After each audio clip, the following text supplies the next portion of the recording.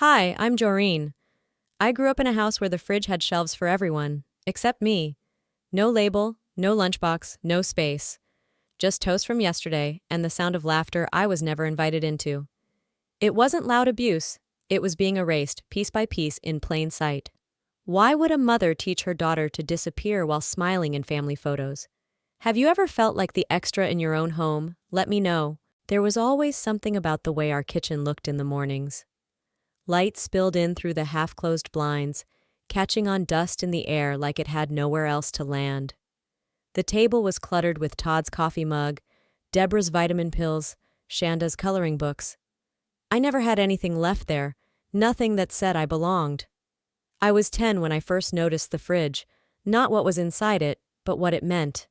There were labels, sticky notes marking Todd's lunch containers, apples bagged for Deborah's smoothie routine, Shanda's juice boxes tucked into a bright pink shelf bin. My shelf was air. That morning, I opened the fridge door and stood there longer than usual. Not out of hunger, but something closer to curiosity. I saw a yogurt cup pushed to the side, the kind with the fruit at the bottom. I reached for it. "That's for Todd," Deborah said without looking up from her newspaper. "You can eat the leftover toast." It wasn't anger I felt, just a kind of slipping, like a thread coming loose in a shirt you've outgrown, but keep wearing anyway. I sat at the table with 2 pieces of toast that had gone cold, butter barely spread. I could hear Todd laughing in the living room, some rerun sitcom on the TV. Deborah joined him, her voice warmer than I'd heard in weeks.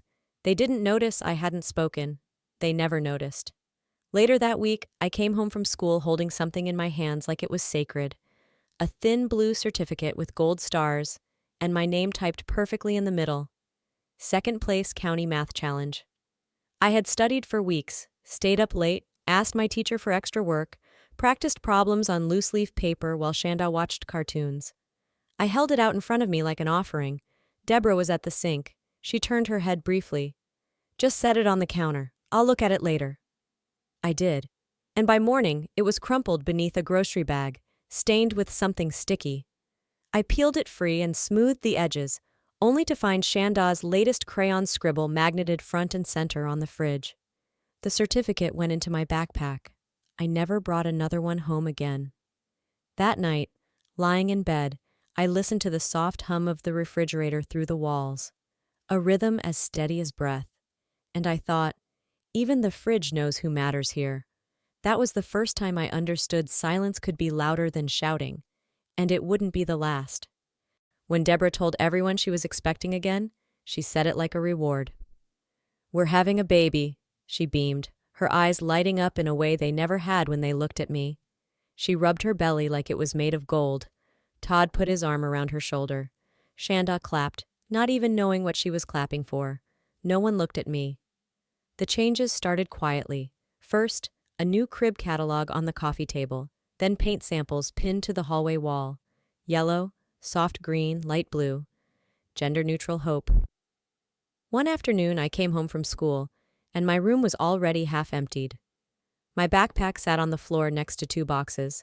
My drawings were stacked, my books shoved into a laundry basket. I didn't understand, not at first. I just stood there, eyes scanning the walls now bare and uncolored.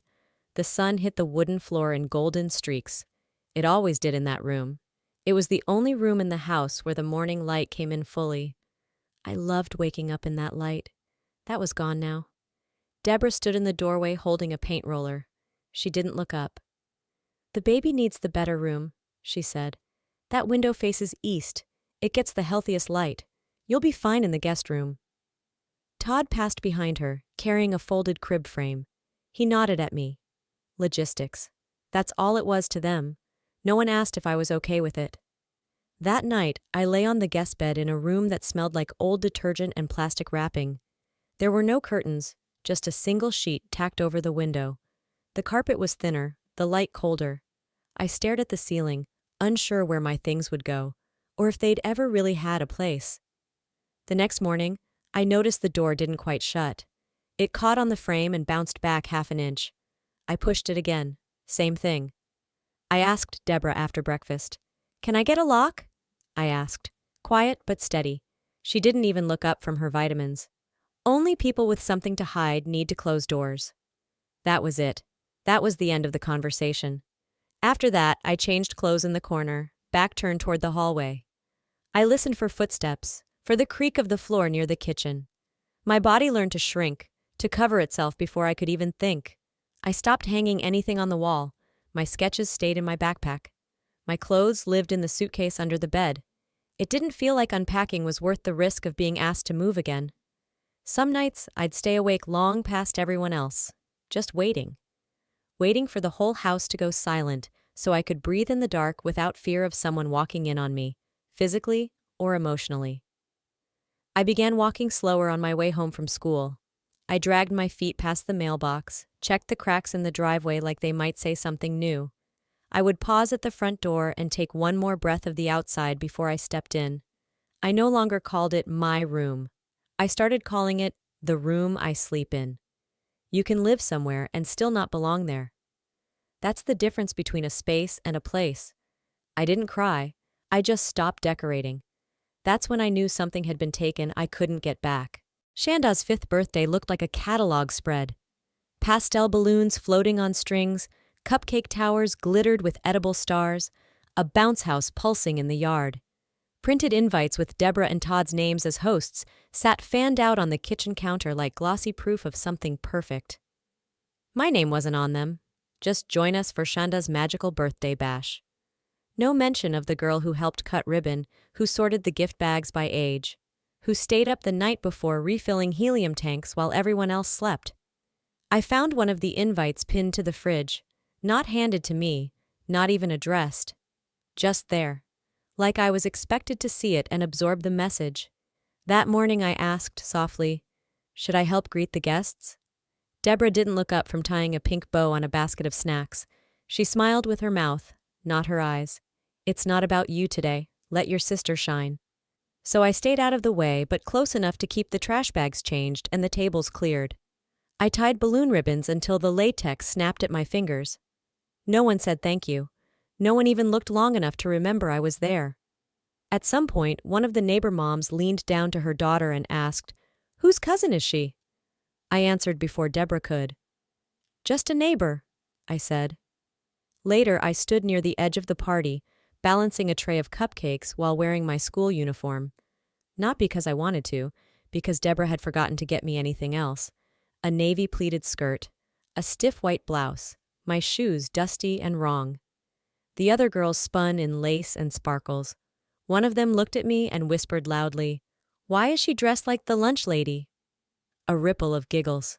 Deborah didn't defend me. She laughed, then leaned in and said under her breath, "You could have made more of an effort." I thought of the gifts I had wrapped, the playlist I had made, the paper flowers I'd hot glued to life, all undone by the fact that I didn't shimmer. I slipped away while they sang happy birthday. No one noticed.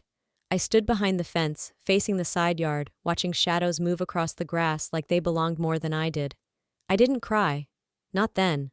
I just memorized the way it felt to be erased in front of people who smiled like everything was whole. This wasn't just another party. This was a rehearsal for who I'd become in this family, the ghost behind the camera. That day, I stopped asking where I belonged. I started asking how to disappear properly. Dinner was early that night, too early for a family that never did anything ahead of time. Deborah was already in the kitchen when I came downstairs, stirring sauce with too much attention, like the motion alone was keeping her grounded. Todd was hunched over Bill's at the table, his pen tapping against the paper like a slow metronome. No one had set an extra plate. Shanda was upstairs, humming lines from her school play. Something about a princess. Something that didn't apply to me. I sat down anyway, folding my hands in my lap. The silence wasn't tense. It was worse. It was rehearsed.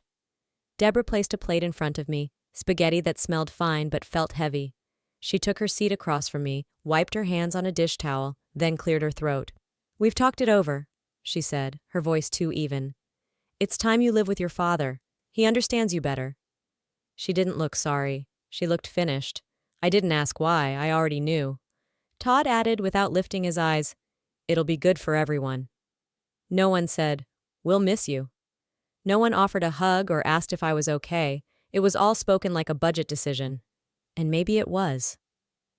That night, I packed my things in silence. A suitcase, half-zipped, a box of books that wouldn't fit. I took down my math medals, wrapped them in an old hoodie, and tucked them at the bottom of the bag. Deborah walked past my door once. She didn't stop. I don't think she even looked in. While searching for my backpack in the hallway closet, I found a crumpled paper tossed into the recycling bin. A spreadsheet. Monthly household costs. Shanda's school tuition, groceries, car repairs, and my name, highlighted. Next to it, in Deborah's handwriting, move to Dad's reduce expenses. I stood there, the page trembling slightly in my hands. It was the first time I'd seen my existence assigned a dollar value. I folded the paper and put it in my coat pocket. I didn't say a word. I'd burn it later, in the backyard of Raymond's small house across town, but I'd remember every cell of that table, every underline, every number that justified my absence. My last night in that house, I slept on a stripped mattress. No sheets. Just the quilt I kept from when I was a kid, frayed at the edges and still faintly smelling of the laundry detergent Deborah used before everything changed. Lying there, I stared at the ceiling fan as it spun slowly above me. When someone erases you with a smile, it takes longer to notice the bruise. I didn't leave that house. I was subtracted from it. And subtraction is the quietest kind of goodbye. It had been 6 years since I'd last sat across from Deborah. Not at a holiday, not at a wedding, not even a funeral. Just 6 years of empty birthdays and stiff, silent phone calls that always ended before they really began. I didn't miss the noise, but I did wonder sometimes if the absence had left a dent in her pride. So when she asked to meet for coffee, I said yes. We sat at the cafe near the Riverwalk, public enough to keep things polite. She ordered a chai latte. I chose black coffee. There was a moment, just a moment, where it felt like we might meet in the middle of all that had been left unsaid. Then she asked about Micah. I told her the truth. He ran his own small plumbing business, steady work, honest living, kind heart. She smiled wide, the kind of smile that stretches too far and doesn't mean anything. Well, she said, stirring her drink, at least someone in this family knows their place. A plumber suits you better anyway. It wasn't the words, it was the tone, how it came dressed as a compliment, dipped in something thick and condescending. I didn't defend him. I didn't defend me.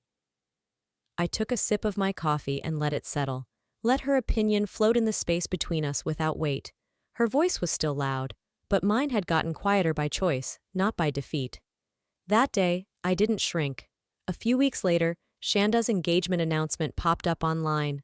Perfectly filtered photos of a rooftop proposal, champagne flutes clinking, and Deborah's caption in all caps, "Our golden girl is getting married." I waited for an invitation. Checked the mailbox every afternoon for 3 days longer than I should have. Nothing came. When I finally called, just to be sure, I got Deborah's voicemail. She called back an hour later, breezy as ever. "Oh, sweetheart, it's for a different kind of crowd, you know? Country club people, business investors. Not everyone fits that image. I'm sure you understand." I didn't respond right away, because I did understand. Not fitting the image wasn't new. It had just finally been said out loud. That evening, I bought myself a dress. Not for their wedding, for no reason at all. It was soft blue with long sleeves and a modest slit.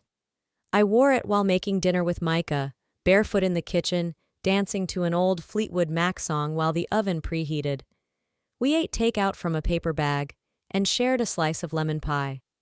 Micah told a story about a customer who kept tipping him with comic books.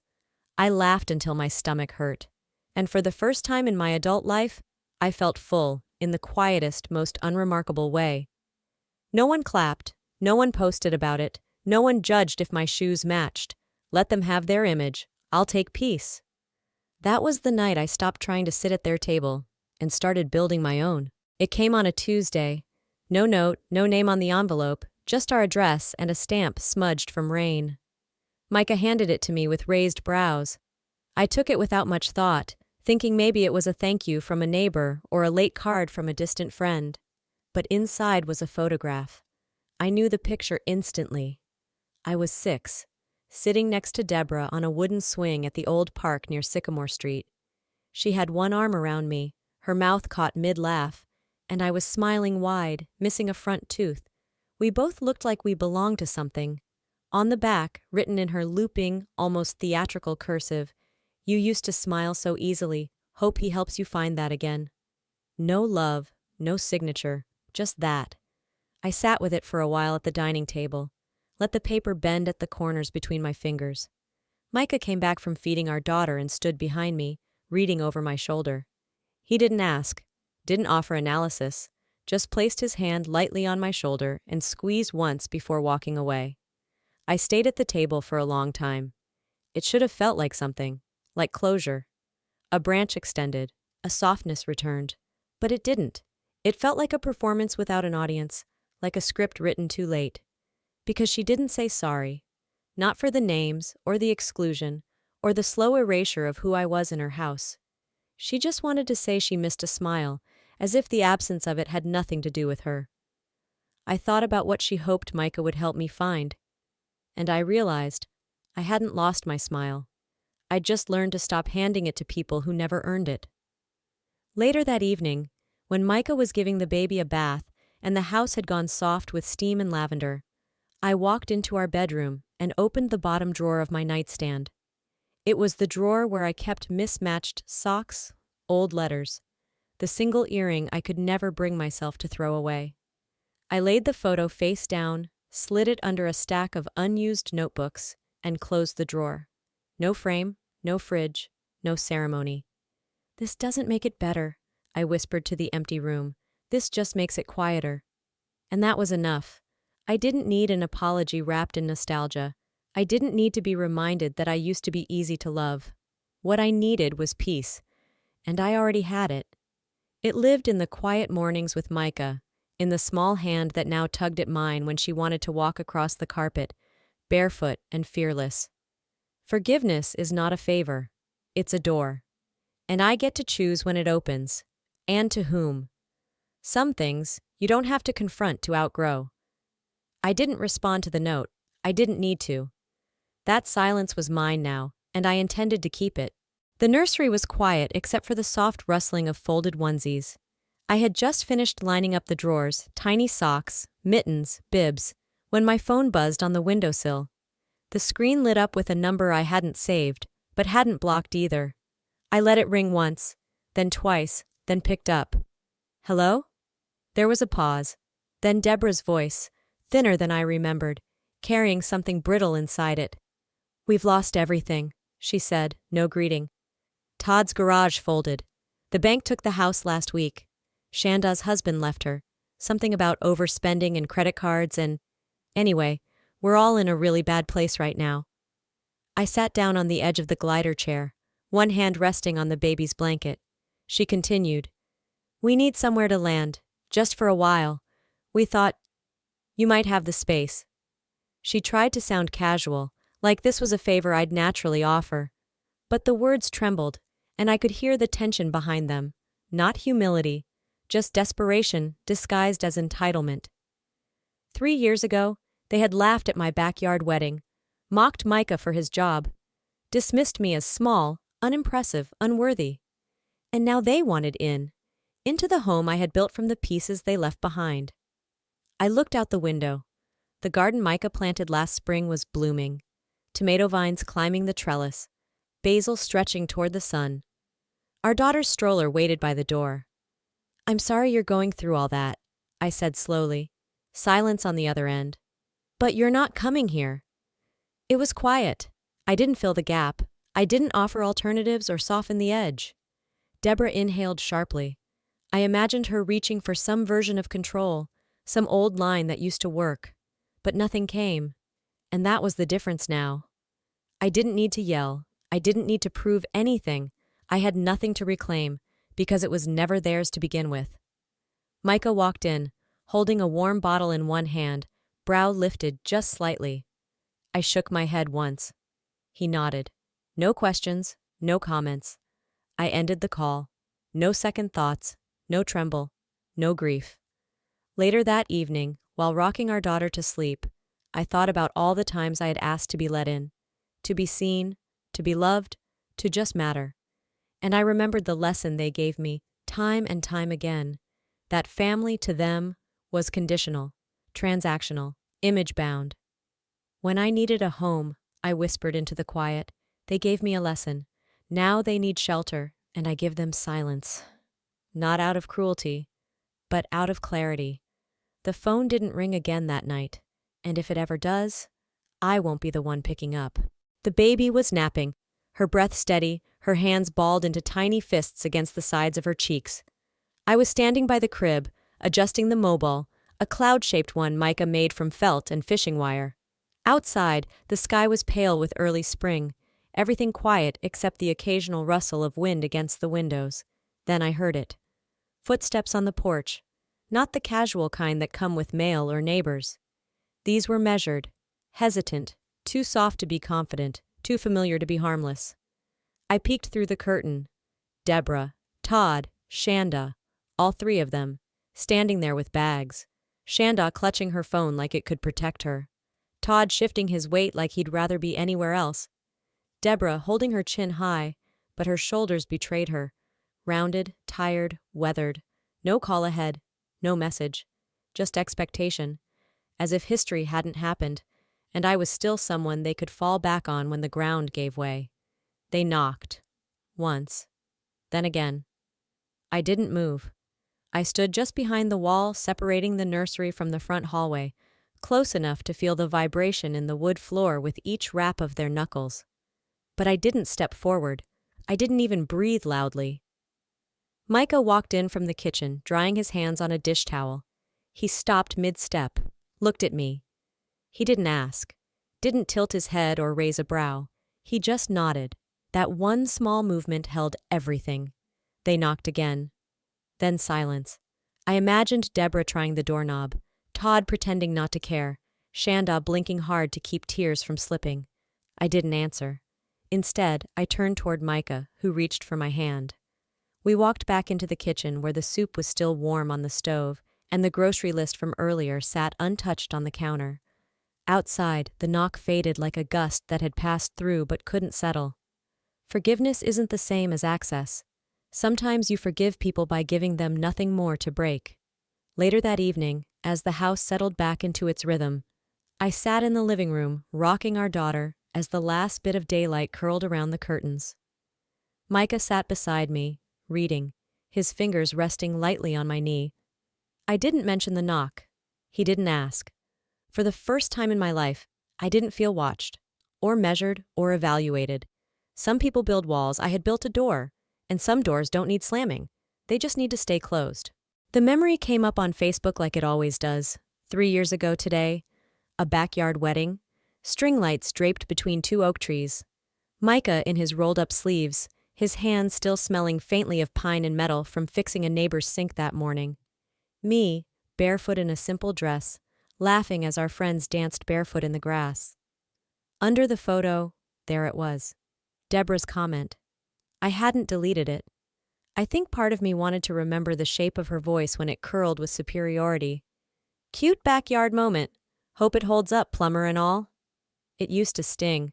Now it just floated. Not gone, not forgotten, just weightless. The week of our wedding had been quiet in some places and brutal in others.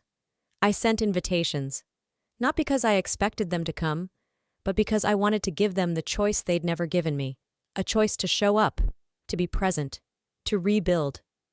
Deborah called 3 days later, not to RSVP, but to laugh. A plumber wedding? Really, Jorene? Hope he brings his wrench to fix your life. In the background, I heard Todd chuckle.